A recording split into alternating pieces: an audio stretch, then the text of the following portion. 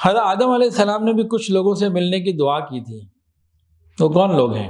حضرت آدم علیہ السلام نے اللہ سے مانگا، اللہ اے رب میں آپ سے سوال کرتا ہوں میری اولاد میں سے جو کسی کو آپ کا شریک نہ ٹھہرائے اور خانہ کعبہ کا حج کرے، یعنی بیت اللہ شریف کا حج کرے، اس کو جنت میں میری ملاقات کرنا چاہتا ہوں، مجھ سے جنت میں میری اس سے ملاقات کروا دیجیے گا. حج عمرہ کرنے والے اللہ رب العزت کے مہمان ہیں. ہمارے گھر میں کوئی مہمان آتا ہے نا تو ہم اس کی ضرورت کے لیے کچھ ضروریات اس کی پوری کرتے ہیں. اس کو واش روم چاہیے، کھانا چاہیے، اس کو آرام چاہیے، اس کو کیسی چیز چاہیے اس حساب سے کوشش کا بستر چاہیے، آرام رات کو بھی اگر رہنا ہے اس کے ضروریات کو پورا کرتے ہیں اپنے حساب سے.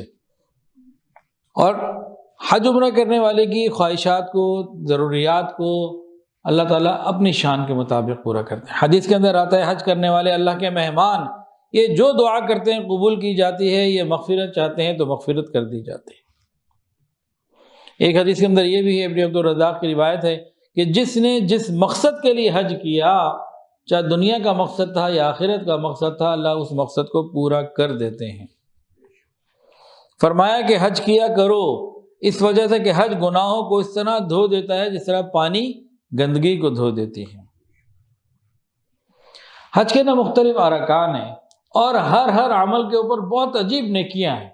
ذرا اس واقعے کو سن لیجئے. نبی علیہ السلام مینا میں تھے. مینا کی جو مسجد ہے مسجد خیف، اس میں تھے. قبیلہ ثقیف اور انصار کے دو شخص آپ کی خدمت میں آئے اور کہا کہ مجھے آپ سے کچھ سوال پوچھنا ہے. نبی علیہ السلام نے فرمایا کہ میں نہ بتاؤں تم کیا پوچھنے آئے ہو؟ جی آپ بتا دیجئے. اللہ تعالیٰ نے وحی کے ذریعے بتا دیا تھا. پھر نبی علیہ السلام نے فرمایا تم یہ پوچھنے آئے ہو کہ جب تم اپنے گھر سے بیت اللہ کے ارادوں سے نکلو گے، جب تم اپنے گھر سے حج کرنے کے ارادے سے نکلو گے تو تمہاری اونٹنی کا قدم جتنے اٹھیں گے، اوپر آئیں گے، نیچے آئیں گے، اس کے بدلے نیکی لکھی جائے گی اور گناہ معاف کیے جائیں گے. اور طواف کے بعد 2 رکعت نماز پڑھنے کا ثواب حضرت اسماعیل علیہ السلام کے خاندان کے غلام کی آزادی کے برابر پاؤ گے. صفا مروہ کی سعی کا ثواب 70 غلام کی آزادی کے برابر پاؤ گے. وقوف عرفہ، سو اس وقت اللہ تعالیٰ آسمان دنیا پر نزول فرماتے ہیں اور تمہاری وجہ سے فرشتوں پر فخر فرماتے ہیں اور کہتے ہیں یہ دور دراز کی مسافت طے کر کے پراگندہ حال میرے بندے میرے پاس آئے ہیں، مجھ سے مغفرت کی امید رکھتے ہیں. پس اگر تمہارے گناہ ریت کے مقدار کے برابر یا بارش کے قطروں کے برابر یا سمندر کے جھاگ کی مانند ہو یا اس سے بھی زیادہ ہو کہ شمار ہو ہی نہیں سکتا، میں وہ بھی معاف کر دوں. اتنی بڑی رحمتوں کا معاملہ ہوتا ہے. چلو کوچ کرو میرے بندے، عرفات سے تم بخشائے جاؤ گے، اور اس کے بعد جس کی تم شفاعت کرو گے اس کے بھی مغفرت کر دوں گا. اور تمہارا کنکری مارنا، تو ہر کنکری پر وہ ایک اتنا بڑا گناہ معاف ہوتا ہے، اگر معاف نہ کیا جاتا تو تمہیں جہنم میں ڈال دیا جاتا. اور تمہارا قربانی کرنا وہ تمہارے لیے ثواب کا ایک بہت بڑا ذخیرہ ہے. اور ہر سر کا حلق کروانا، منڈوانا، تو ہر بال کے بدلے ایک نیکی اور ایک گناہ کی معافی ہے. اور طواف زیارت کرنا اس حال میں ہوگا کہ تمہارے اوپر کوئی گناہ باقی نہ ہوگا. فرشتے آئیں گے تمہارے دونوں کندھوں کے درمیان ہاتھ رکھ کے کہیں گے اب نئی زندگی شروع کرو، نئے عمل شروع کرو، پچھلے ختم.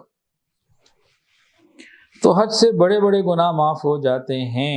ایک حدیث کے اندر اس طرح سے آتا ہے جو شخص بیت اللہ شریف کے طواف کے لیے خواہ حج ہو یا عمرہ، یہ شخص اللہ تعالیٰ کی رحمت میں غوطہ لگا رہا ہوتا ہے. جیسے کوئی بڑا سمندر غوطہ لگائے، اللہ کی رحمتوں کے سمندر میں غوطے لگا رہا ہوتا ہے.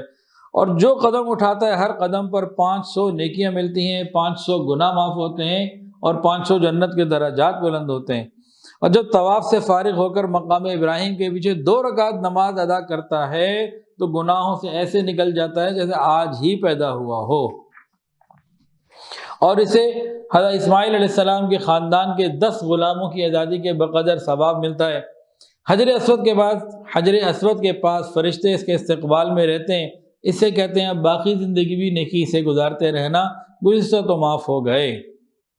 اور ایک حدیث میں ہے کہ حاجی کی شفاعت قیامت کے دن 70 لوگوں کے بارے میں قبول کی جائے گی.